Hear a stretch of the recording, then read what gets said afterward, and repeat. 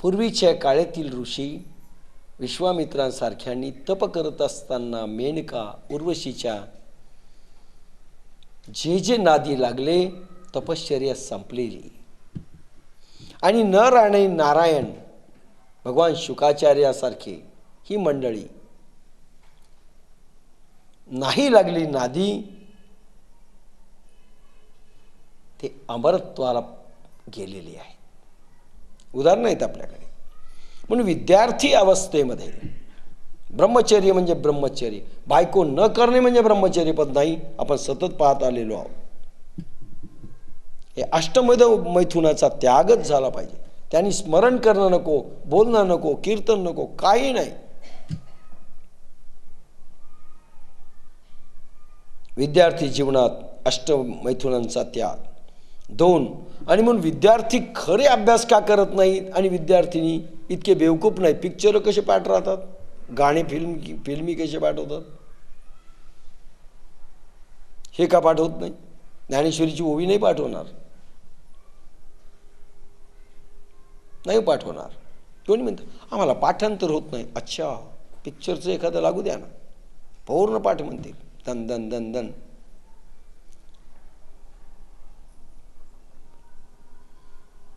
ग्रस्त जीवनात, आता ग्रस्त जीवनात काय, विद्यार्थी जीवनात अष्टविध मैथुनाचा त्याग असं आयुर्वेद म्हणतो.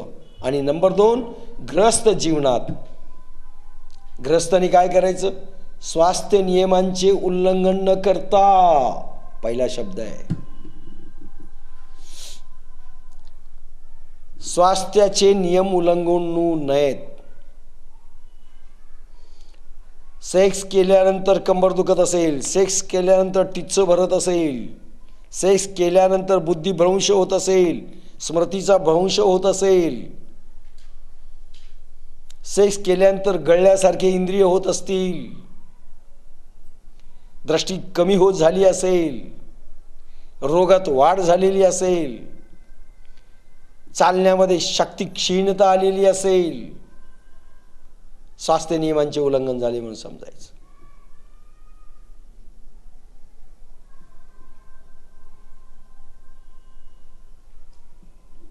मग स्वास्थ्य मग प्रत्येकाने आपापलं पाहावं.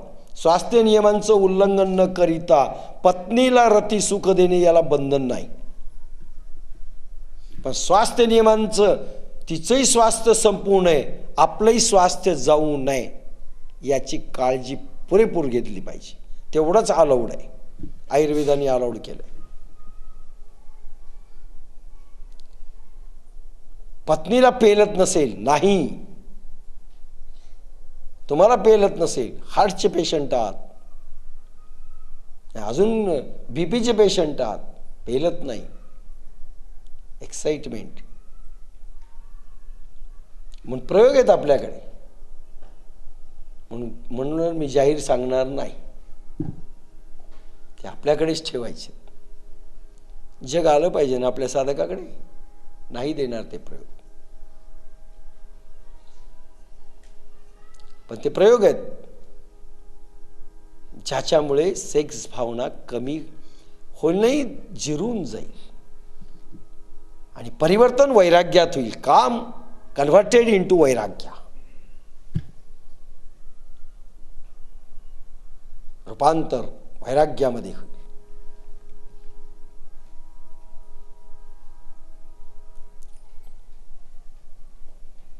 आणि मी सांगितलं इंटेलिजंट कोशंट वाढण्याकरिता शुक्र रक्षा जरुरी आहे.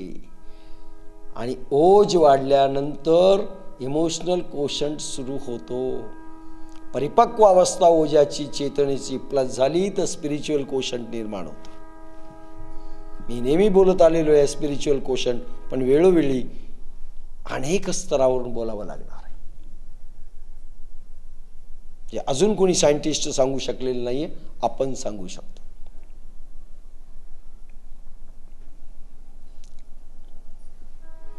म्हणून स्वास्थ्य जीवनात स्वास्थ्य नियमांचे उल्लंघन न करता पत्नीला रतिसुख देणे याला बंधन नाही. आणि म्हणून आपण दुसरं देखील मी म्हटलंय, ब्रह्मचर्यामध्ये बोललेलो आहे मी, रतिसुख घेताना कोणत्या भावना कराव्यात, म्हणजे तुमची शक्ती क्षीण होणार नाही. हे मी सांगितलं म्हणून परत सांगणार नाही. कॅसेट ऐका.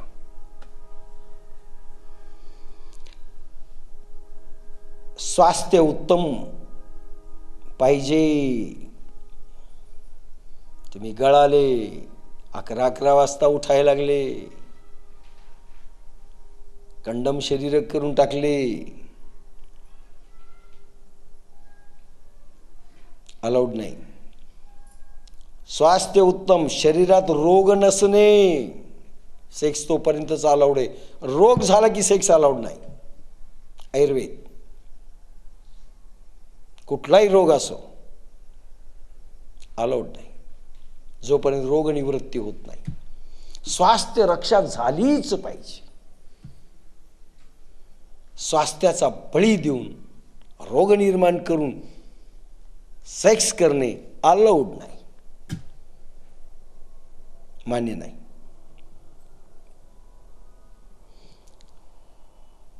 शरीरात रोग नसणे, शारीरिक मानसिक रूपाने दोघेही प्रजोत्पादनाला समर्थ असले पाहिजेत, योग्य असावेत. दोघेही मनाने, शरीराने, स्वास्थ्याने तयार पाहिजेत आणि प्रजोत्पादन करण्याकरिताच अलाउड, बाकी नाही. आयुर्वेदाने सांगितलेले नियम आहेत.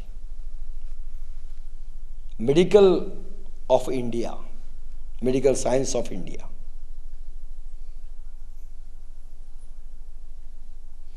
समर्थ असावेत.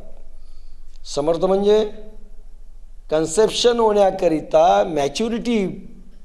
पोरींची म्हणून बाप्पासाहेब नेहमी म्हणायचे, स्त्री आणि पुरुष परिशुद्ध शरीर केलं पाहिजे आणि मग त्यांनी रतिक्रीडा केली पाहिजे, तर दिव्य संतान निर्माण होतं. दिव्य संतानाच्या लायक शुद्ध बीजा पोटी फळे रसाळ गोमटी. शुद्ध बीज दोघांचं पाहिजे, फळे रसाळ गोमटी. मुखी अमृताची वाणी, देह देवाचे कारणी. सर्वांगी निर्मळ चित्त जैसे गंगाजळ. गंगाजळासारखं पवित्र देह, पवित्र वाणी दोघांची पाहिजे. तर नाही तर आमचे पोट्टे कुकुरमुत्ता कसे निघाले, अरे तू खान तशी खापर, माय तशी लेकर, तुम्ही तसे, प्रॉडक्ट तसं.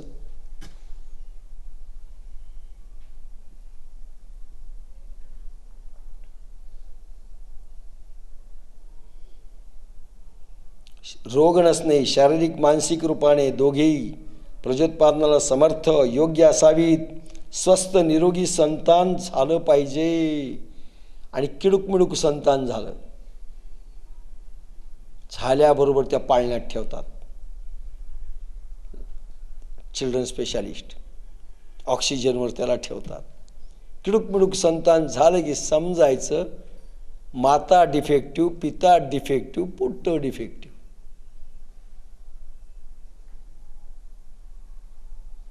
स्वस्थ निरोगी संतान झालं पाहिजे.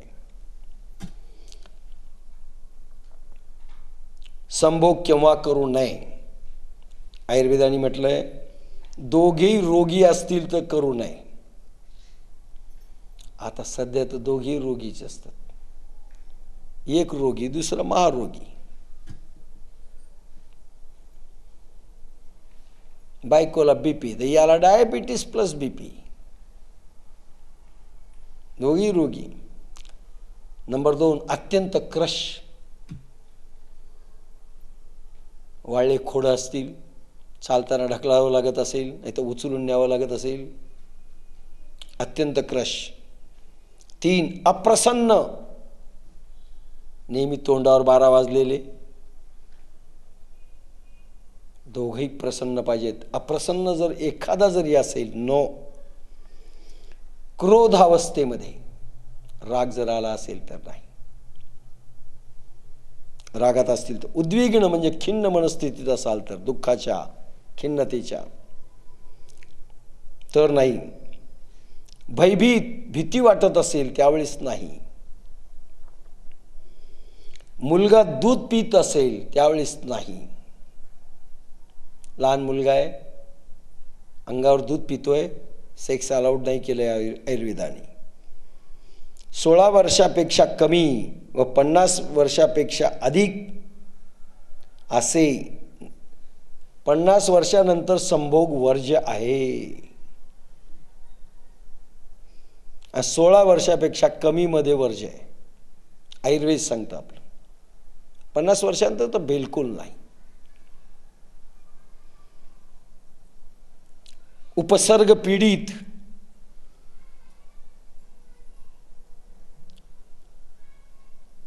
पीडित, सिरोसिस, सोरेसिस हे जे काही रोग असतात ते, जनेंद्रिय रोग बाईला असेल तर, लिप्रसी महारोग असेल तर, परमा असेल तर वर्ज्य आहे. आता एड्स ॲड करावं लागेल.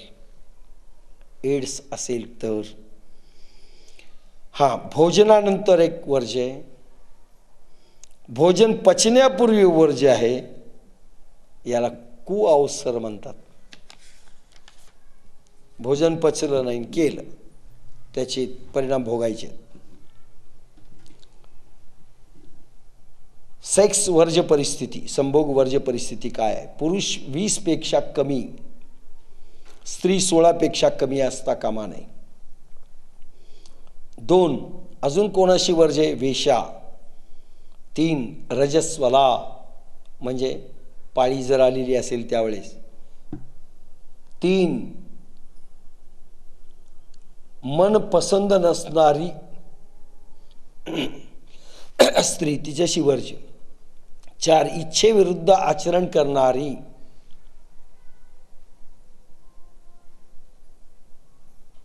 हा म्हणतो बेसन कर, ती म्हणते आमटी करणार.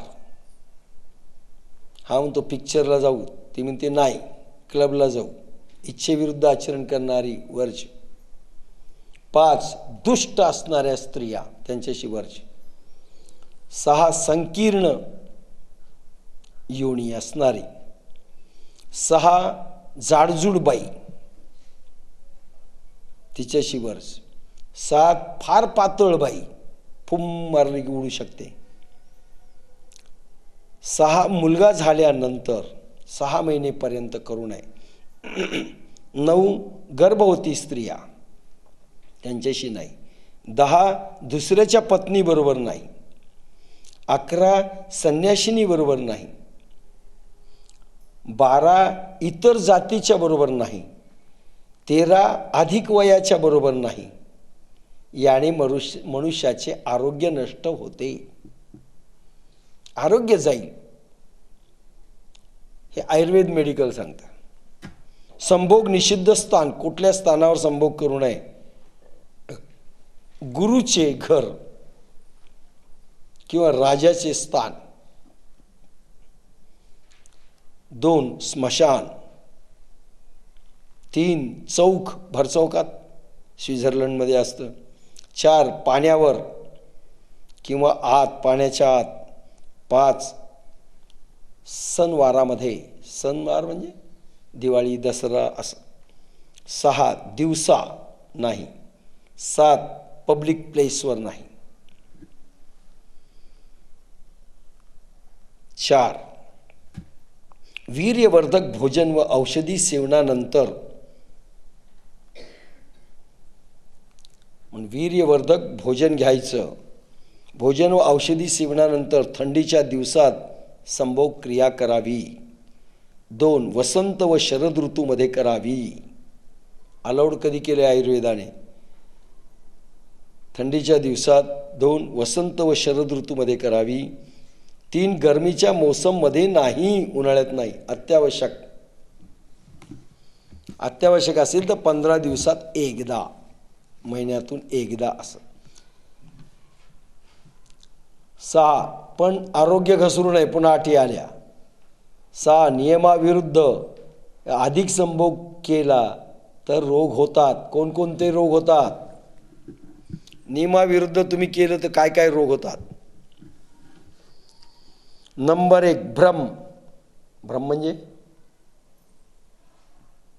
मतिभ्रम, हॅल्युसिनेशन, डिल्युजन, इल्युजन, भ्रम, विभ्रम, संभ्रम. 2 थकावट येते. केल्यानंतर थकावट आली की समजायचं नियमाविरुद्ध केलंय, थकलं ना पाहिजे. 3 पाय कमजोर असतील तर, चालताना पाय जर कमजोर असतील करू नये असं म्हटलंय. असा हेलकावत चालतो हा, धरावं लागतं, पाय कमजोर असतील नाही. 4 शक्तिक्षय झालेला असेल, शारीरिक शक्तीचा ऱ्हास झालेला असेल तर नाही, नियमाविरुद्ध झालं. 6 धातुक्षय फार झाला असेल तर, शुक्रक्षय, धातुक्षय. 6 इंद्रिय क्षय झाला असेल तर, डोळ्याला दिसत नाही, हात उचलत नाही, बोलता येत नाही, स्मृतिभ्रंशय, इंद्रिय क्षय. आणि 7 अकाल मृत्यू. नियमाविरुद्ध झाला तर धातुक्षय होतो, भ्रम निर्माण होतं, थकावट येते, पायाची कमजोरी येते, शक्तीचा क्षय होतो, धातूचा क्षय होतो, इंद्रियांची शक्ती कमी होते व अकाल मृत्यू मरतो, लवकर मरतो हा माणूस, लवकर मरतो. संयम ठेवला तर काय होतं आयुर्वेद सांगतं. नंबर 1 स्मृतीची वृद्धी, पाठांतर लवकर लक्षात राहतं, लवकर पाठ होतं, स्मृतिवृद्धी. 2 मेधावृद्धी, इंटेलिजंट क्वोशंट, स्पिरिच्युअल क्वोशंट म्हणतो ती आहे. स्मृतिवृद्धी, इंटेलिजंट क्वोशंट. मेधावृद्धी, इमोशनल क्वोशंट. 3 आरोग्यवृद्धी, आरोग्य दिवसेंदिवस चांगलं झालं पाहिजे, दिवसेंदिवस हा गच्चर होतो. 4 आयुवृद्धी, वय वाढलं पाहिजे, आयुष्य वाढलं पाहिजे. 5 शरीराची पुष्टता कमी झाली न पाहिजे, म्हणजे 1 क्विंटलचं शरीर नाही बरं का, म्हणजे आरोग्यप्रधान पुष्टता. इंद्रियांची कार्यक्षमता जशीच्या तशी राहिली पाहिजे. 7 यशाची वृद्धी होते. इतक्या गोष्टी असतील तर कुठल्याही कामात यश मिळेल. अपयश मिळायला लागलं की समजायचं मेधा गेली, स्मृती गेली, ह्या सगळ्या एक प्रकारच्या सिद्ध्या आहेत हो. त्या कमी झाल्या की यश कमी होऊन जातं जीवनातलं. काही करा भीती वाटायला लागते, कामामध्ये देखील तुम्हाला भीती वाटायला लागते, काम करायमध्ये भीती वाटते आपल्याला. समजायचं इंद्रियांची शक्तीचा खूप ऱ्हास केलाय आम्ही, यश मिळत नाही. काम करायला लागलं की भीती, क्रोध सगळं निर्माण होतं. खूप आम्ही क्षय केला समजायचं.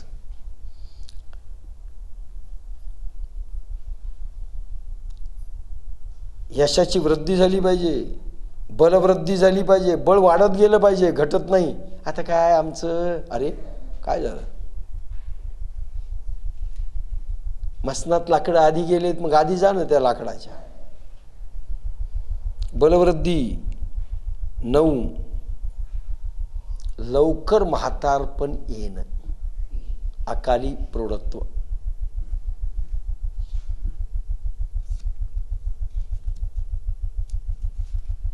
म्हणून लवकर म्हातारपण नाही आलं म्हणजे समजायचं चांगलं.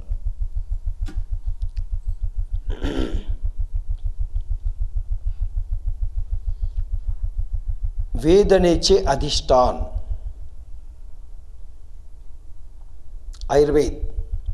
इंद्रिय, शरीर, मन योगात व मोक्षात वेदनेचा नाश होतो. योग प्रवृत्तीद्वारे शारीरिक व मानसिक आरोग्य प्राप्त होते. मनाचा प्रवेश जिथे होतो तेथे दुःखाची अनुभूती होते. वेदनेचे अधिष्ठान आयुर्वेद काय म्हणतो? वेदना कुठे होते? इंद्रिय, शरीर, मन, भोगात. व मोक्षात वेदनेचा नाश होतो. योगात वेदनेचा नाश होतो. शरीर, मन आणि इंद्रिय याच्यामध्ये ज्या वेदना होतात त्याचा नाश योगामध्ये आणि मोक्ष मिळाला तर होतो. म्हणजे अंतिम ध्येय तुमचं योग मोक्ष फळ.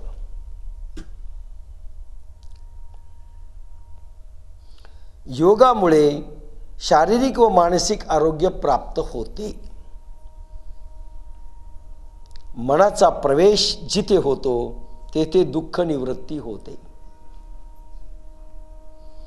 महर्षी पतंजलीने योग दर्शनात चित्ताच्या 5 अवस्था दाखवल्या, ज्यामुळे स्मृतिभ्रंश म्हटलंय ना. योग दर्शनामध्ये भगवान पतंजली योगसूत्रामध्ये महर्षी पतंजलींनी चित्ताच्या 5 अवस्था दाखवल्या. 1 मूढ, 2 क्षिप्त. मेंटल टेन्शन काय होतं?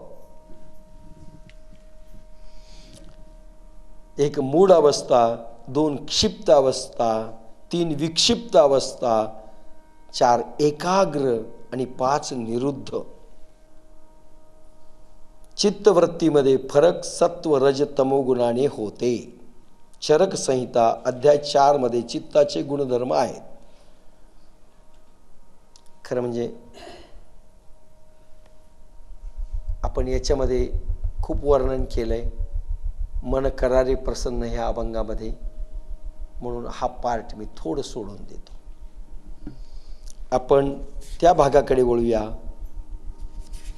की ज्या ठिकाणी आपण म्हटलं की ब्रह्मचर्य केल्याने काय फरक होतो. तर आरोग्य कसं वाढतं, मेधा कशी वाढते, स्मृती कशी वाढते आणि कशाने वाढत नाही, ह्या दोन्ही गोष्टी आपण आता डिटेल पाहिल्या.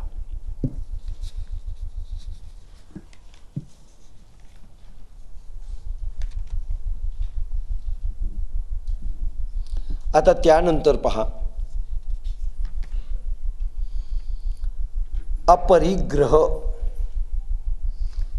अपरिग्रह केल्याने, जसं अहिंसा केल्याने काय होतं, ब्रह्मचर्य पद केल्याने काय होतं, हे आपण आता फळ पाहत चाललेलो आहोत. तसं अपरिग्रह जर केलं तर काय होतं? अपरिग्रह स्थैर्ये जन्म कथनांत संबोधा. पतंजली योगसूत्र. अपरिग्रह स्थैर्ये जन्म कथनांता संबोधा. विषय भोग संग्रह त्याग केल्यानंतर वैराग्य निर्माण होऊन मनसंयम घडतो. मनसंयम याने भूत भविष्य वर्तमान जाणण्याचे व त्या संबंधाचे ज्ञान होते.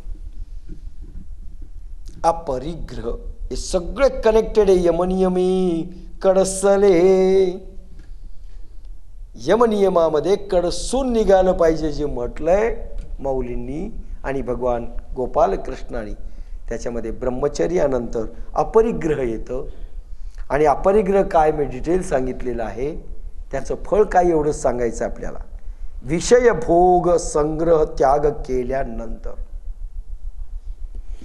विषय भोगल्यानंतर त्याचा त्याग करणं आणि वस्तूंचा संग्रहाचाही त्याग करणं याला अपरिग्रह म्हणतात.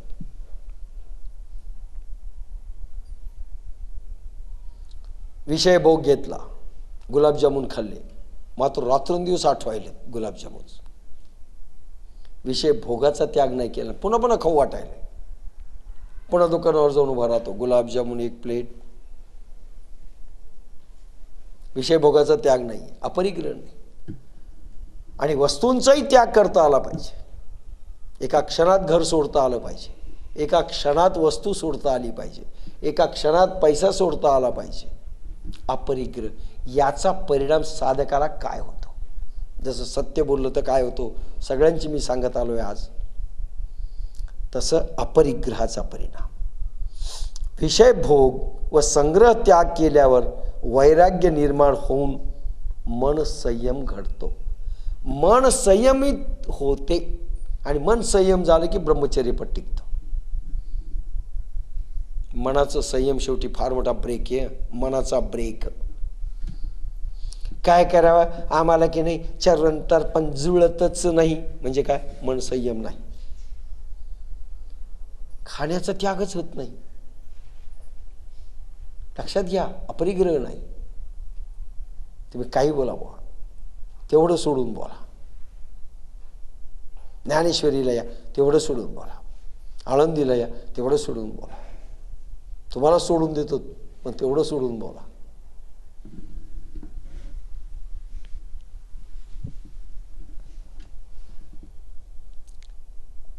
मन संयम घडतो. मन संयम जर झालं, मनाचं कंट्रोल झालं, मन स्थिर झालं. मन संयम म्हणजे मनाच्या वासना कमी झाल्या, वासनेची मनातून निवृत्ती झाली, कामनिवृत्ती मनातून झाली, क्रोधनिवृत्ती मनातून झाली, संयमित मन घडलं. भूत भविष्य वर्तमान जाणण्याचं सामर्थ्य येतं. पूर्वीच्या जन्माचं भूत भविष्य कळू शकतं. मागच्या जन्मी कोण होतो, काय होतो तेही दिसू लागतं हळूहळू. आणि पुढे येणारं देखील ज्ञान होतं भूत आणि भविष्याचं. म्हणजे पहा, काक कडसून टाका म्हणतात, तळून घ्या स्वतःला. यमनियमी कडसले तळून काढा. नाही थोडं थोडं करतो, नाही जमलं तर जुळलं तर, नाही काल जुळलं आज नाही जुळलं गेलं.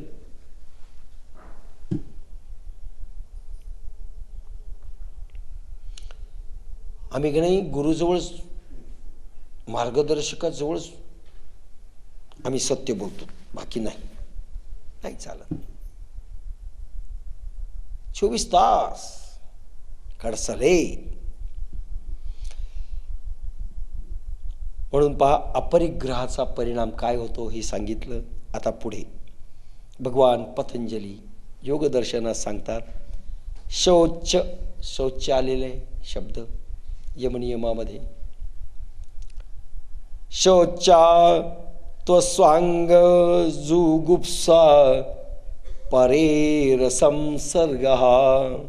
शौचा तस्वांग जुगुप्सा परेर संसर्गः. पूर्ण अंशाने बाहेरी पवित्रता असल्याने आपल्या अंगाबद्दल घृणा व दुसऱ्या मनुष्याचा संसर्ग अभाव होतो. शौच म्हणजे बाहेरी पवित्रता. आपण पाहिलंय, डिटेल गेलेलो आहे. बाहेरी पवित्रता म्हणजे काय, तपामध्ये देखील तो काही भाग आलाय. त्याच्याने काय होतं, आपलं कुठलंही अंगाबद्दल घृणा वाटत नाही.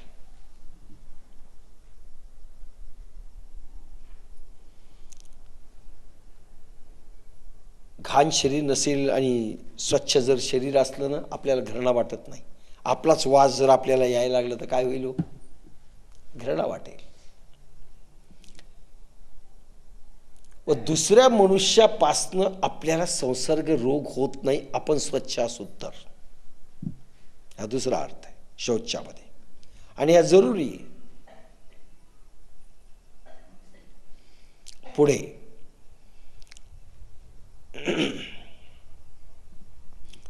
सत्वशुद्धी सोमनस्ये का प्रयोंद्रिय जयात्मदर्शनः.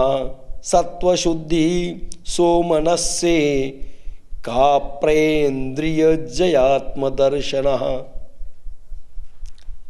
अंतःकरण पवित्र झाल्याने मन प्रसन्न राहते. आतली शौच म्हणजे बाहेरची, सत्वशुद्धी म्हणजे आतली पवित्रता.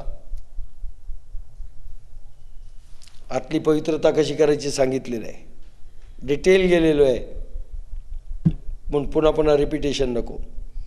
अंतःकरण पवित्र झाल्याने मन प्रसन्न राहते. मन प्रसन्न का नसतं आपलं केव्हाही? हसा म्हणलं तर हे हे पुढं गपचूप हसतच नाहीत बाया. बीपी वाढण्याचं एक कारण म्हणून हास्य क्लब निघालेत. पैसे देऊन हसतात तिथे, हा हा हा हा. आणि हे हसतात म्हणून बाकीचे हसतात. हे कसे हसतात म्हणून कृत्रिम हास्याचे क्लब सुरू झाले, हास्य क्लब. आणि शान सांगतात आम्ही हास्य क्लबचे मेंबर आहेत. कारण काय, घरी हसतच नाही, नागासारखे फुस फुस फुस फणा काढून बसलेले असतात. कोणी बोललं रे बोललं की फणा काढलाच दंश करायला, म्हणून हे हास्य क्लबात जातात. यांना जरी हसताना पाहिलं ना, हा हा त्या हास्य क्लबात, तर घरचे खुश होतील.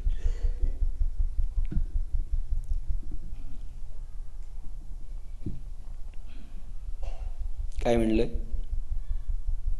अंतःकरण पवित्र झाल्याने मन प्रसन्न राहते.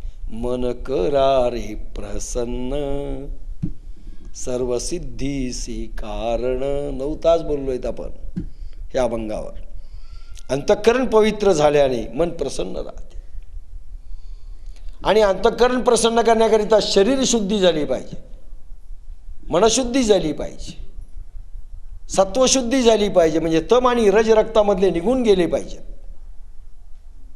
तम रज निघून गेले तर सत्वप्रधानता निर्माण होईल. रक्तामध्ये सत्व गुण आणि सत्वाचा रंग, पांढरा रंग निर्माण होईल. आणि तो निर्माण झाला तर सत्वशुद्धी झाली. आणि सत्वशुद्धी जर झाली तर मन प्रसन्न राहील, अखंड प्रसन्नता. देखे अखंडित प्रसन्नता. काय पुढे? आथी जेथ चित्ता. काय माऊलींची उभी. देखे साधक कसा असला पाहिजे म्हणून अंतःकरण इतकं पवित्र पाहिजे. अखंडित प्रसन्नता, दुःखातही प्रसन्न केव्हाही. देखे खंडित प्रसन्नता नाही, देखे अखंडित प्रसन्नता. नाही तर काही माणसाचं झोपेतून उठले की प्रसन्न, दुपार झाली की अप्रसन्न, संध्याकाळ झाली की मुरझा गए फूल, आणि रात्री मेले, पुन्हा सकाळी जन्मले. इतके रंग दिसू नयेत. देखे अखंडित प्रसन्नता, आथी जेथ चित्ता, तेथ रिगणे नाही समजता संसार दुःखा. तिथे संसार दुःख हेतच नाही, अखंडित प्रसन्नता. आणि अंतःकरण पवित्र झाल्याशिवाय, शरीर शुद्ध पूर्ण निरोगी काया झाल्याशिवाय, देह सोन्यासारखा झाल्याशिवाय हे होऊ शकत नाही. गप्पातून होत नाही, आणि पारायणातून होत नाही, नामजपातून होत नाही. प्रयोगच करावे लागते.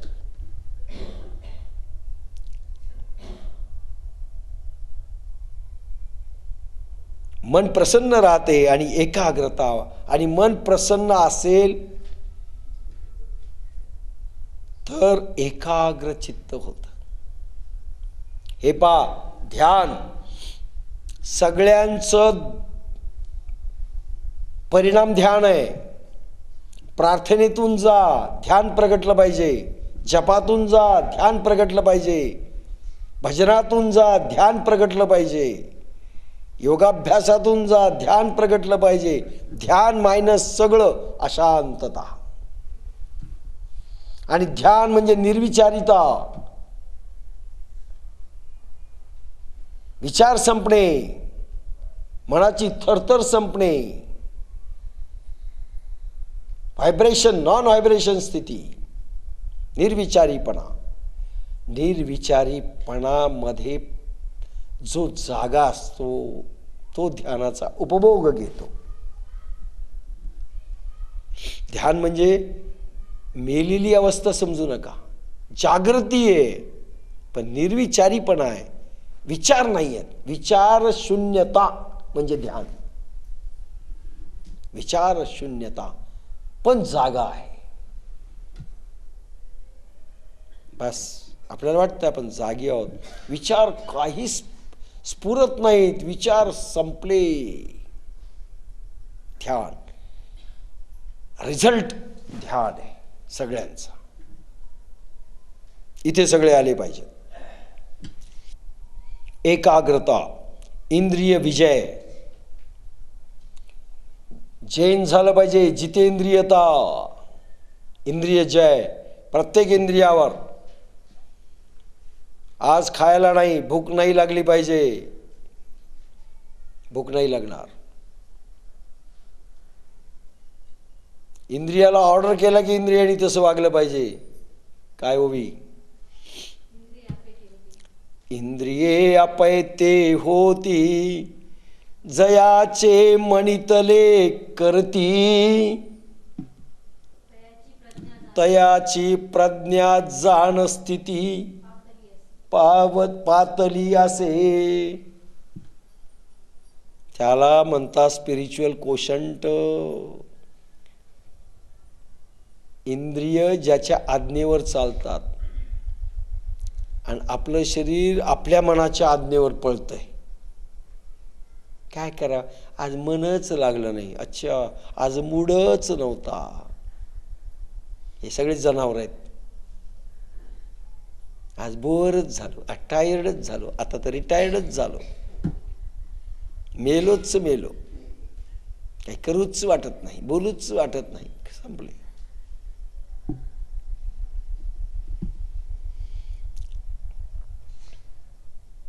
आत्म्याचे दर्शन करण्याची योग्यता आहे ती. आत्मदर्शनाची पात्रता, त्यावेळेस आत्मदर्शन होतं, त्यावेळेस ब्रह्मसाक्षात्कार होतो. यमनियमी कडसले तपोज्ञाने चोखाळले. पुढे पाहू. म्हणून सत्वशुद्धी संपली म्हणजे पवित्रता, ह्या दोन्ही गोष्टी संपल्या. शौच आणि सत्वशुद्धी. आतमध्ये सत्वशुद्धी असते, बाहेर शौच असतं. पुढे संतोष आलंय पहा. जबावत संतोष धन, त्याच्यावर बोललोय मी. संतोषादनुताम सुखलाभ, पातंजली योगसूत्र. संतोषादनुताम सुख लाभ. संतोषाने सर्वोत्तम सुख मिळते. ठेविले अनंते तैसेची राहावे, चित्ती असो द्यावे समाधान. संतोष प्रगटला पाहिजे. यमनियमामधली संतोष नावाची सिद्धी प्राप्त होते, त्यावेळेस घडतो. सर्वोत्तम सुख मिळतं, त्याला कमीच नाही. हाफ असली की संपलं. काही द्यायला कमीच वाटतंय, संतोष नाही. आणि संतोष नसला म्हणून माणसं कोण निकामी आहेत आपल्या योगाला? यमनियमामध्ये बसवावेत. ब्रह्मचर्यामध्येच गळतात बरेचसे, संतोषामध्ये सगळ्यामध्येच गळतात. म्हणला भरतीच होत नाही आपली एकाची.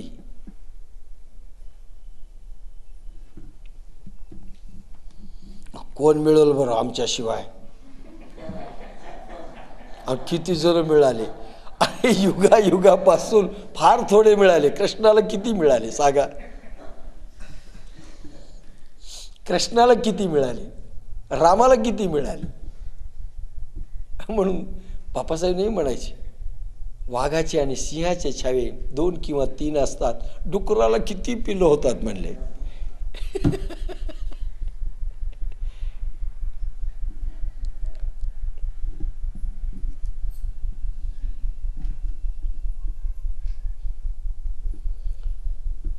कायेंद्रिय सिद्धीर शुद्धी क्षमा तपसः.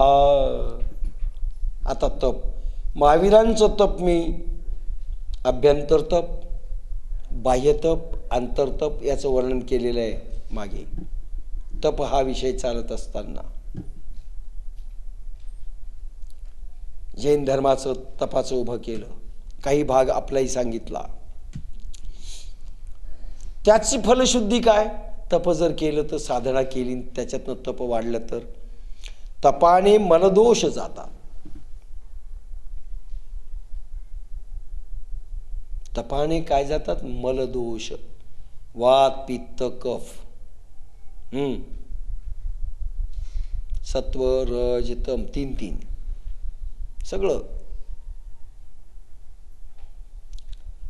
तपाने मलदोष जातात म्हणजे पापाचा नाश होतो. अणिमादी सिद्धी प्राप्त होतात. अणिमा लघुमा तपानी होतात. अणिमा लघुमा महिमा गरिमा प्राकाम्य प्रागट्य ईशत्व वशित्व आणि ईश्वर प्रणिधान, या अष्टमहासिद्धी आहेत. अणिमा म्हणजे अणुपेक्षाही लहान होणं. हनुमंत ज्यावेळेस लंकेत गेले, फटीतून घुसले दरवाजाच्या, किती लहान झाले, अणिमा सिद्धी होती. गरिमा म्हणजे पाय टाकला अंगदनी, रावणाला उचलला नाही, गरिमा सिद्धी.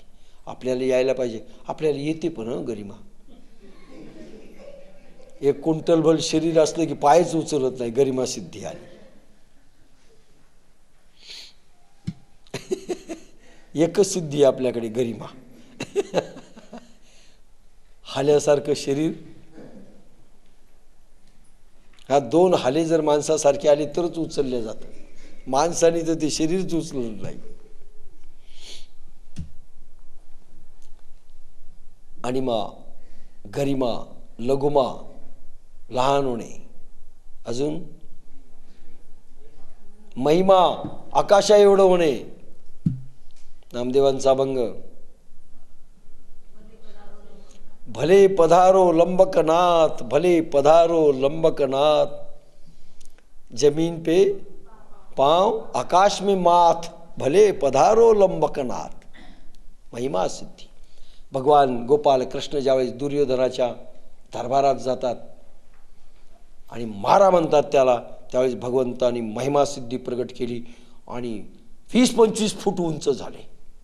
अक्राळ विक्राळ असं रूप पाहिलं की सगळीच घाबरली. महिमा सिद्धी. अणिमा गरिमा लघुमा महिमा प्राकाम्य प्राकट्य ईशत्व वशित्व हे सगळे सिद्धी आहेत. आता कधी सिद्ध्यावर बोलू त्यावेळेस ते सगळ्यावर बोलू. ह्या सिद्ध्या तपानी प्रगट होतात. आकाशगमन याच्यातनं साधतं, तपानी प्रगट होतात. ह्या नामजप, नामजप फार अलीकडचा आहे, फार अलीकडचं. तपाची सुरुवात नामजपानी होते, नंतर नाम जपच संपतो. केवळ अग्नी, केवळ अग्नी. अग्निमय देह. तुका म्हणे आम्ही झालो अग्निरूप. अग्निरूप माझा देह राहिलाच नाही, मी अग्निमय झालो. त्यावेळेस या सिद्ध्या प्रगट झाल्या. म्हणून तुकाराम मध्ये सगळ्या सिद्ध्या होत्या. अभंगही सांगतोय.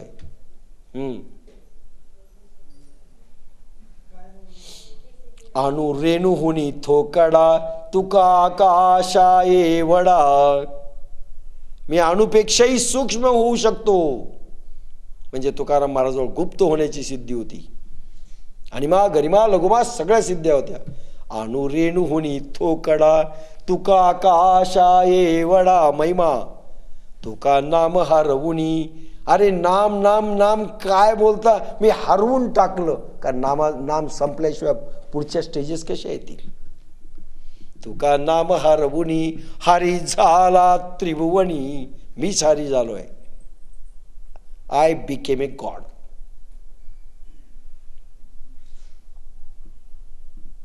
Tukaram has been converted into God.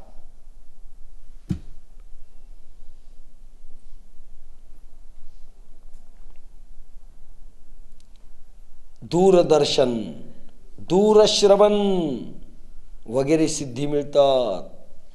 स्वर्गीचा आलोचू ऐके, विश्वा पैल कडील देखे, मनोगत ओळखे मुंगियेचे. दूरश्रवण, दूरदर्शन, सगळं सिद्ध्या प्राप्त होतात. म्हणून आता तप संपलं, कारण इतक्या गोष्टी मिळाल्यावर काय राहील. आता पुढे स्वाध्याय.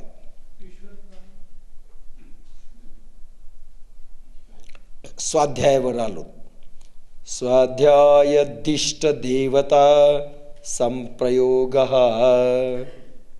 स्वाध्याय दिष्ट देवता संप्रयोग. पतंजली योग सूत्रामध्ये इष्ट देवाचा नामजप. पहिल्यांदा नामजप ही शिडी आहे, हा शेवट नाही.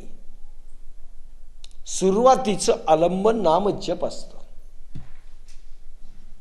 नामजपाने सुरुवात होते, खरं नामसंकीर्तनाने होते.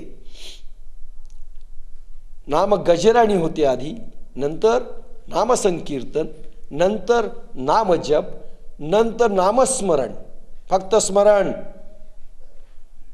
नामजप म्हणजे राम राम राम राम राम राम राम. पुढे फक्त स्मरण.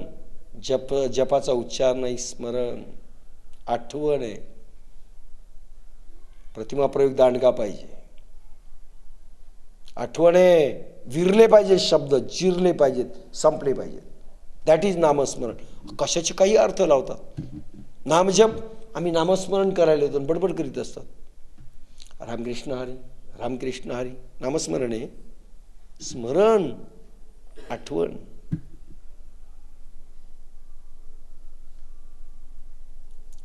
सारखा आठव. आजूबाजू, मागे पुढे, वर खाली, सगळीकडे आठवण. वामसव्य दोन्हीकडे दिसे देवाचे रूपडे. खाली पाहे अथवा वरी, जिकडे पाहे तिकडे हरी. डोळे झाकूनिया पाहे, विठ्ठल पुढे उभा राहे. आणू रेणू चक्रपणी, झाली नामयाची जणी. जनाबाईंचा अभंग आहे, आठवण आहे. सारखा दिसतोय. नाम जप फार अलीकडची स्टेज आहे.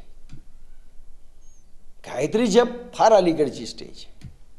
नामस्मरण पुढे, ज्याच्यापासून मध्यमा आणि पश्चंती लागणार आहे, आणि पुढे परावाणीमध्ये जायचंय.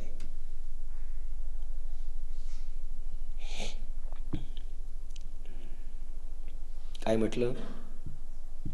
इष्टदेवांचा नामजप. पुढे तो इष्टदेव समोरच पाहिजे. रात्र आणि दिवस दिसतोय, आता जप नाहीये. बायको जप करते का? नवरा गावाला गेला, नवीन लग्न झालंय, बायको जप करते का? आमचे रामराव, माझे रामराव, माझे रामराव करते का जप? का आठवण करते? गोपिकांनी आठवण केल्या. आठवण, देवभान विसरल्या. आठवण अलीकडची स्टेज आहे. उखाणे घेता वेळेस ठीक आहे,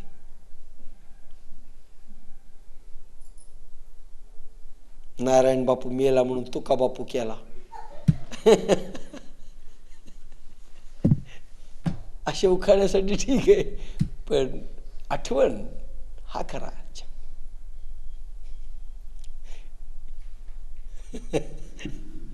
इष्टदेवाचा नामजप, नंतर स्वरूप ध्यान. स्वरूप ध्यान हा प्रतिमा प्रयोग आहे. वामसव्य देवीकडे दिसे देवाचे रूपडे. स्वरूप ध्यान, भगवंताचं स्वरूप ध्यान. रूप पाहता लोचणी, सुख झाले ओ साजणी. तो हा विठ्ठल बरवा काय अभंग काढतात आणि काय अर्थ करतील देव जाणे. तो हा माधव बरवा बहुता सुकृताची जोडी म्हणून विठ्ठली आवडी. स्वरूप द्या. गोड तुझे रूप गोड तुझे नाम सदा माझे डोळा जडो तुझे मूर्ती. रखमाईच्या पती सोयरिया. काय अभंग या. सदा माझे डोळा जडो तुझे मूर्ती. माझ्या डोळ्यापुढे सारखा तू पाहिजेस. दॅट इज स्वरूप द्या. कुठे जप.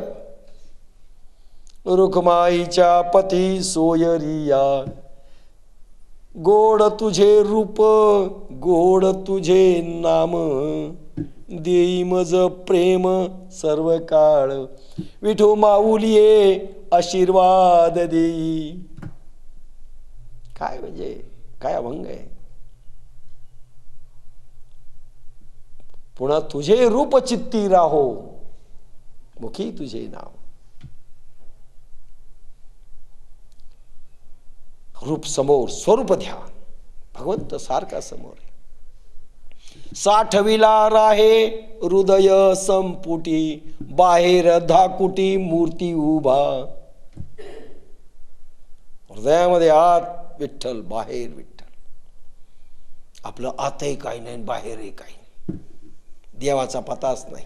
सगळे भूतच भूत दिसतात. फक्त भक्त मिरून घ्यायची हौस आहे बाकी काही नाही.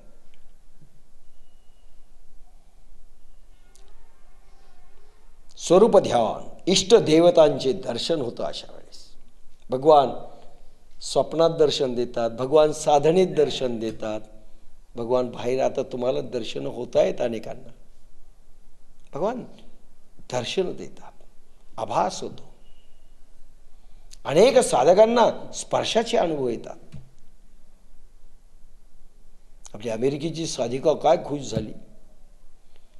फोनच सोडत नव्हती. सारखं फोनवर बोलत होती. मी खुश झाले म्हणले. अमेरिकेत अनुभव. मला समजलं ना किरण कुठपर्यंत जातात. चंद्रावर जर गेले ना कोणी चंद्रावर देखील किरण मिळतील. तिथं अमेरिका आहे 6000 कोस लांब.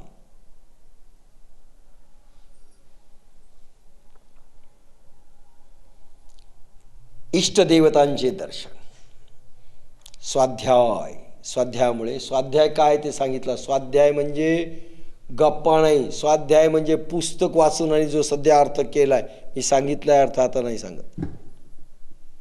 स्वाध्यायाचा अर्थ फारच खाली आणून टाकला. स्वाध्याय करा वाचा पुस्तक.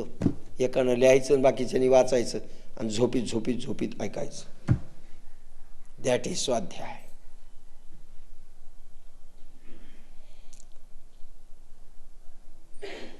आता ईश्वर प्रणिधान शेवटचं.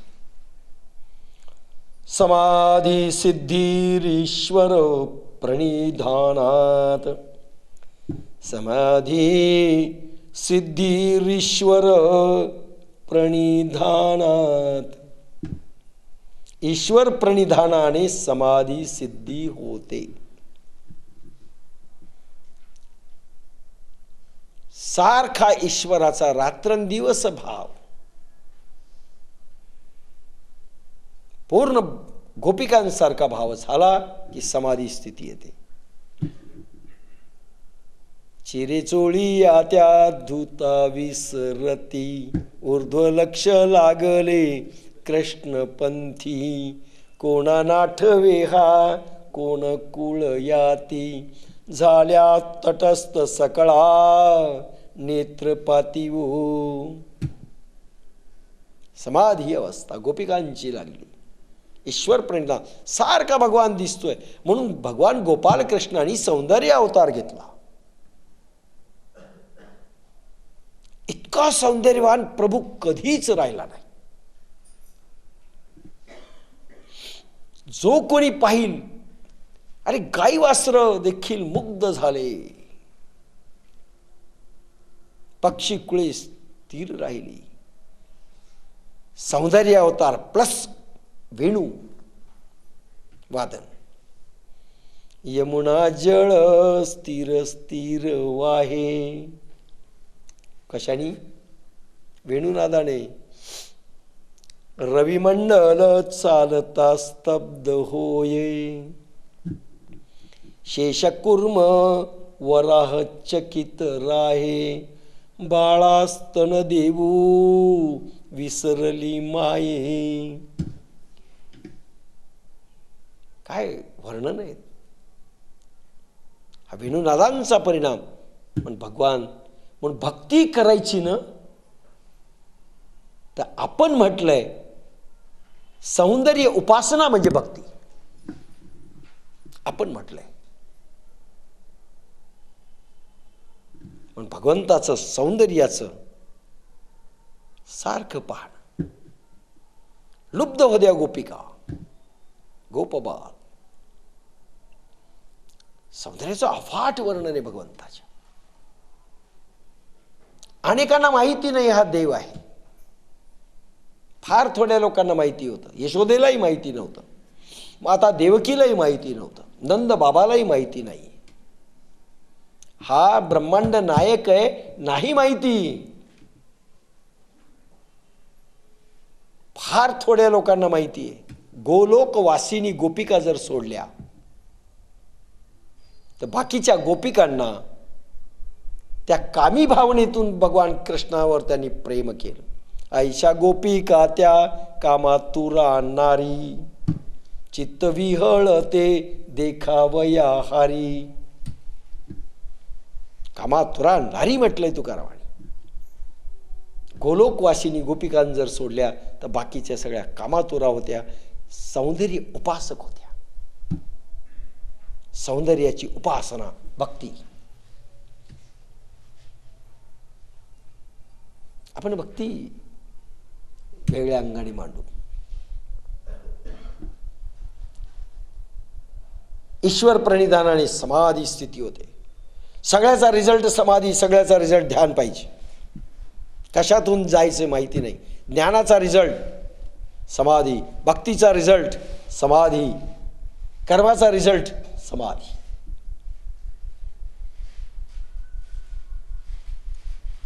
म्हणजे ईश्वर प्रणिधान झालं.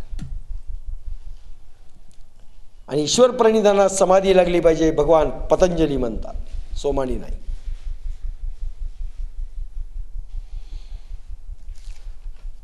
आता विषय संपला. तैसे यमनियमी कडसले तपोज्ञानी चुखाळले. म्हणून आधी आपण पाहिलं यम म्हणजे अहिंसा, सत्य, आस्तेय, ब्रह्मचर्य, अपरिग्रह. यमामध्ये किती प्रकार येतात? पवित्रता, संतोष, ईश्वर प्रणिधान, तप आणि स्वाध्याय. हे 5 आणि हे 5 हे जे 10 आहेत त्याला यमनियम म्हणतात. आणि कडसले म्हणजे एकही एक्झम्पशन नाही आहे. तुम्हाला पात्र साधक व्हायचं असेल आपल्याला तर एकही एक्झम्प्टेड नाही आहे. सगळं करावं लागणार आहे. आणि 100% पासिंग मार्क नाही. तैसे यमनियमी कडसले जे तपोज्ञाने चोखाळले. अर्जुना, यम आणि नियमातून तळून जो काढण्यात येईल, तळून जो स्वतःला घेईल, पूर्ण बदल ज्याच्यामध्ये पहिला मेला पाहिजे आणि यमनियमी कडसून दुसरा जन्मला पाहिजे. आधी कामी असेल, नंतर तो वैराग्यवान झाला पाहिजे. लोभी असेल तो त्यागवृत्तीचा झाला पाहिजे. पहा, सगळा बदल झाला पाहिजे. क्रोधी असेल प्रेममय झाला पाहिजे. वाल्याकोळीचा वाल्मिकी ऋषी झाला पाहिजे. यमनियमी कडसले. आणि नुसतं यमनियमी कडसायचं नाही आहे. कर्मकांडांचे प्रयोग करून एवढंच करायचं नाही आहे. मानसिक प्रवृत्ती फक्त बदलायची नाही आहे, तर तप देखील प्रचंड केलं पाहिजे. किती साधना करायची आम्ही? मरेपर्यंत. किती करायची?